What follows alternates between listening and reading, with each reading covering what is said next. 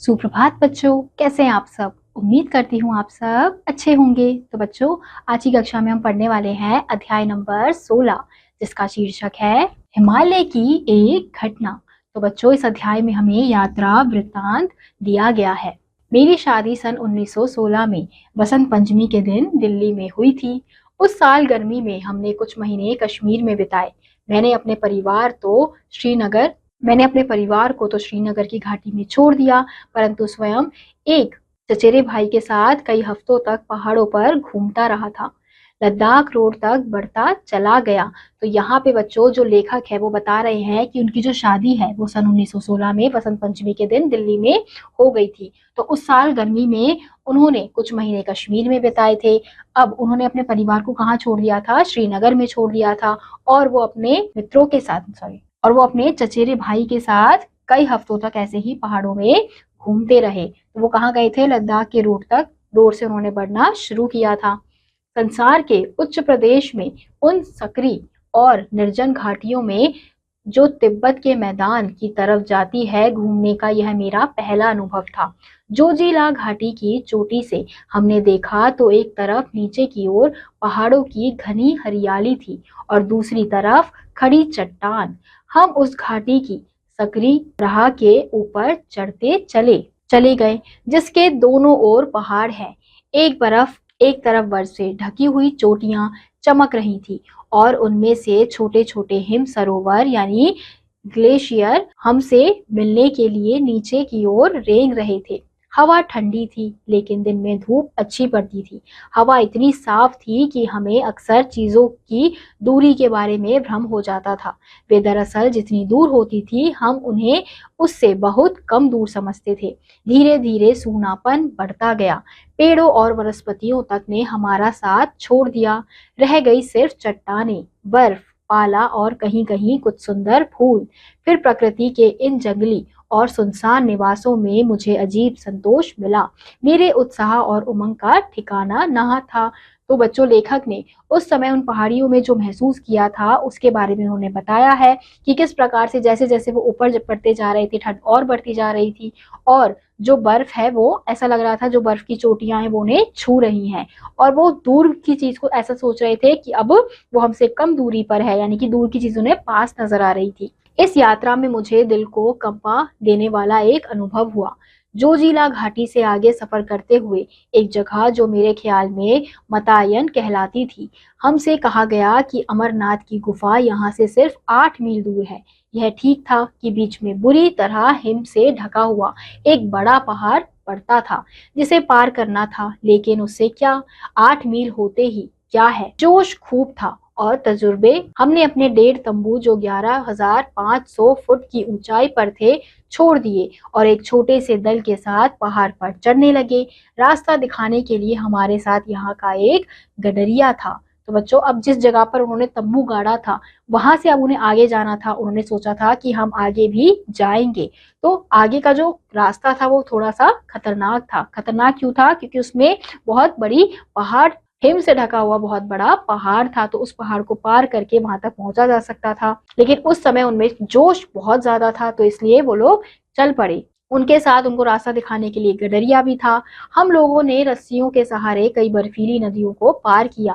हमारी मुश्किलें बढ़ती गई तथा सांस लेने में भी कठिनाई मालूम होने लगी। हमारे कुछ सामान उठाने वालों के मुंह से खून निकलने लगा, हालांकि उन पर बहुत बोझ नहीं था। इधर बर्फ पड़ने लगी और बर्फीली नदियां भयानक रूप से रपटीली हो गई। हम लोग बुरी तरह थक गए। तो यहाँ पे बताया जा रहा है कि वो लोग किसके सहारे चढ़ रहे थे? रस्सियों के सहारे कई बर्फीली नदियों को पार कर रहे थे।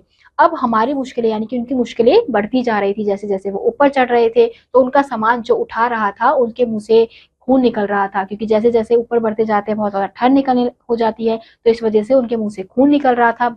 हालांकि उनका जो सामान था वो इतना भारी नहीं था। कदम आगे बढ़ने के लिए बहुत कोशिश करनी पड़ती थी, लेकिन फिर भी हम यह मूर्खता करते ही गए। हमने अपना खेमा सुबह 4 बजे छोड़ा था और 12 घंटे तक लगातार चढ़ते रहने के बाद हमें एक सुविशाल हिम सरोवर देखने का पुरस्कार मिला।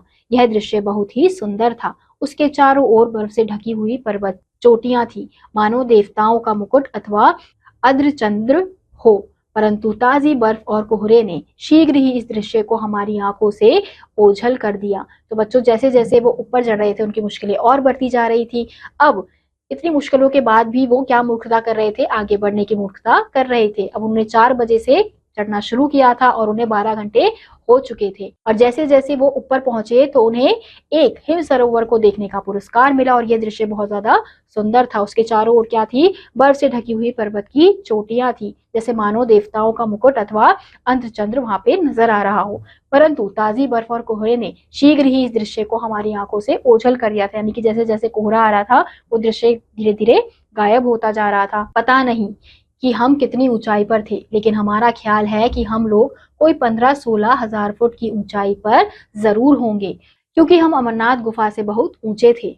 अब हमें इस हिम सरोवर को, जो संभवतः आधा मील लंबा होगा, पार करके दूसरी तरफ नीचे गुफा में जाना था। हम लोगों ने सोचा कि चढ़ाई खत्म होने से हमारी मुश्किलें भी खत्म होंगी, इसलिए बहुत थके होने पर भी हम लोगों ने यात्रा की। यह मंजिल भी हंसते हुए तय करनी शुरू की। इसमें बड़ा धोखा था, क्योंकि वहां दरारें बहुत सी थी और ताजी गिरने वाली बर्फ खतरनाक दरारें को ढक देती थी। इस नई बर्फ ने ही मेरा करीब करीब खात्मा कर दिया होता, क्योंकि मैंने जो ही उसके ऊपर पैर रखा वह नीचे खिसक गई और मैं धम से मुंह के पाए हुए एक विशाल दरार में जा गिरा। यह दरार बड़ी थी और कोई भी चीज उसमें बिल्कुल नीचे पहुंचकर हजारों वर्ष बाद तक भूगर्भमा शास्त्रियों की खोज के लिए इत्मीनान के साथ सुरक्षित रह सकती थी। लेकिन मेरे हाथ से रस्सी नहीं छूटी और मैं दरार की बाजू को पकड़े रहा और ऊपर खींच लिया गया। इस घटना से हम लोगों के होश तो ढीले हो गए थे, फिर भी हम लोग आगे चलते ही गए। लेकिन दरारों की तादाद और उनकी चौड़ाई आगे जाकर और भी बढ़ गई। इनमें से कुछ को पार करने के कोई साधन भी हमारे पास ना थे, इसलिए अंत में हम लोग थके मांदे हताश हो लौट आए और इस प्रकार अमरनाथ की गुफा अनदेखी ही रह गई। तो बच्चों, वो अमरनाथ की गुफा देखना चाहते थे, लेकिन अब वहां पे बहुत सारी दरारें थी और वहां पे जो नई बर्फ गिर रही थी तो वो उन दरारों को ढक रही थी। तो इस वजह से जो लेखक है वो गिरे थे, लेकिन गिरते गिरते भी वो बच गए थे। तो ये देखने के बाद उनके साथ जो भी लोग गए थे वो वापस लौट कर आ गए थे, क्योंकि उनको डर था कि ऐसे ही अगर हम आगे बढ़ते रहे तो आगे बढ़कर तो और बड़ी बड़ी दरारें हैं, तो हम गिर सकते हैं, कोई हमारे पास बचाव का साधन भी नहीं है। तो इस वजह से सभी लोग वापस लौट कर आ गए। तो इस वजह से जो उनकी गुफा देखने का जो इच्छा थी, अमरनाथ की गुफा देखने का, वो अनदेखी रह गई। तो बच्चों, इस अध्याय में आपको छोटी सी यात्रा वृत्तांत दी गई थी। तो इसी के साथ आज का यह अध्याय यहीं समाप्त होता है। उम्मीद करती हूँ आपको यह अध्याय समझ आया होगा। मैं आपसे मिलूंगी अगली कक्षा में। तब तक के लिए आप सभी बच्चे खुश रहिए और पढ़ते रहिए। बाय।